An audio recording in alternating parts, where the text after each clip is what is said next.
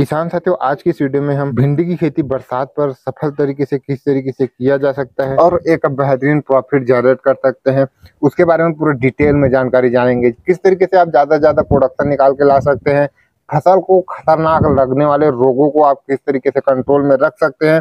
बरसात के सीजन पर खास तौर पर भिंडी को जो है बढ़वार काफी ज्यादा हो जाती है, तो बढ़वार को किस तरीके से कंट्रोल कर ज्यादा से ज्यादा प्रोडक्शन निकाल सकते हैं, इन सभी चीजों के बारे में आज के वीडियो में प्रॉपर तरीके से स्टेप बाय स्टेप समझने वाले हैं। तो वीडियो को कंप्लीट देखिएगा और चैनल पर नए हैं तो पहले चैनल को भी सब्सक्राइब कर ले। किसान साथियों, भिंडी की खेती को आप लगभग सभी प्रकार के जो उपजाऊ मिट्टी है उस पर आप सफलतापूर्वक कर सकते हैं और एक अच्छा खासा प्रोडक्शन निकाल के ला सकते हैं। खेत की तैयारी पर आपको ध्यान देना है किसान साथियों, और जो बेड प्रिपरेशन है उस पर आपको सही तरीके से बेड प्रिपरेशन करना बेहद ज्यादा जरूरी है। तो सबसे पहले 1 से 2 बार आपको गहरी जुताई करा लेना है और भूमि को इस तरीके से समतल कराना है जिससे पानी निकासी की उचित व्यवस्था होगी। किसान साथियों, बरसात का जो पानी है वह आसानी से निकल जाए, पानी का भराव जमाव बिल्कुल भी आपके प्लॉट पर नहीं होना चाहिए।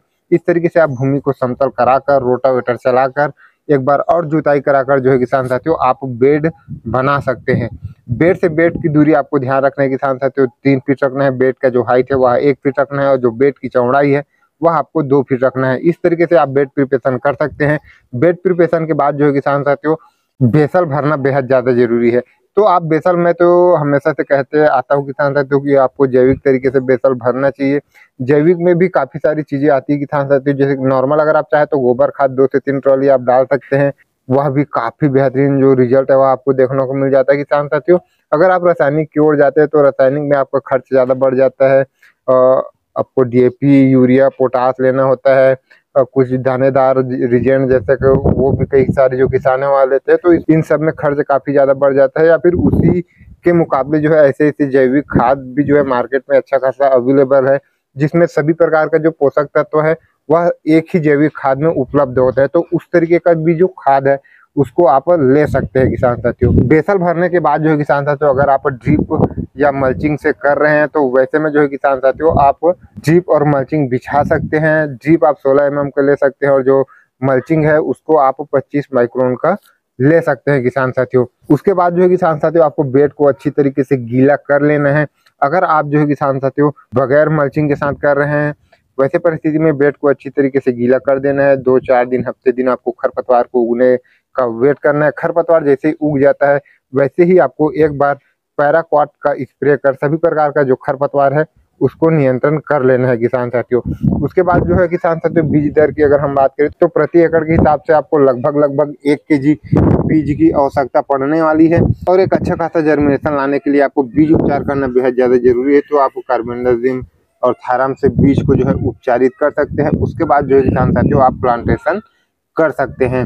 पौधे से पौधे की दूरी आपको 1 फीट रखना है किसान साथियों और एक लाइन पर आपको 2 लाइन से आपको भिंडी की बुआई करना है। 2 से 3 सेंटीमीटर की गहराई पर आपको बुआई करना है।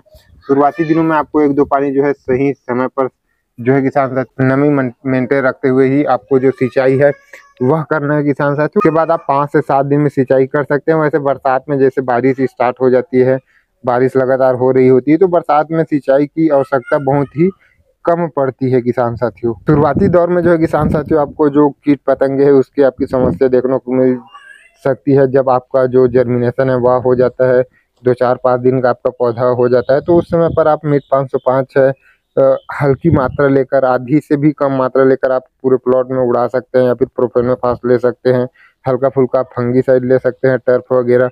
तो फंगस की जो समस्या वह स्टार्टिंग पर आपको देखने को नहीं मिलने वाली। जड़ में आप जब ड्रिंचिंग कर रहे हैं तो उस समय भी आपको जो फंगीसाइड है उसको देना बेहद ज्यादा अनिवार्य है। खरपतवार नियंत्रण पर आपको ध्यान रखना है किसान साथियों। आपको अपने प्लॉट को साफ सुथरा रखना बेहद ज्यादा जरूरी है। बरसात में लगातार बारिश हो रही होती है, मल्चिंग आपने लगाई नहीं है, वैसे में खरपतवार की समस्या होने ही वाली है।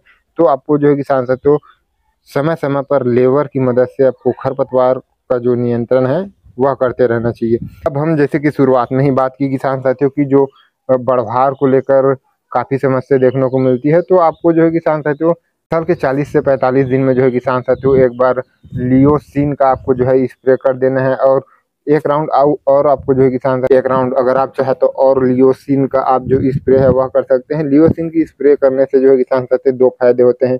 एक तो बढ़वार आपका जो है कंट्रोल हो जाता है, और बढ़वार कंट्रोल होने के साथ साथ जो फल सेटिंग है वह काफ़ी ज़्यादा होती है, काफ़ी तीव्र गति से होती है किसान साथियों। तो इससे आपका मान के चलो बढ़वार की समस्या हो रही है वह भी आपको कंट्रोल हो गया, और आपको जो प्रोडक्शन है उस पर आपको बहुत ही ज़्यादा बढ़ोतरी यहाँ पर देखने को मिलने वाली है किसान साथियों। तो आपको इसका स्प्रे जरूर करना है, क्योंकि बरसात में खास तौर पर हमने देखा है कि बढ़वार की समस्या काफ़ी ज़्यादा होती ही है, पौधा काफ़ी ज़्यादा बढ़ जाता है और जो प्रोडक्शन है वह उतना बेहतर देखने को नहीं मिलता।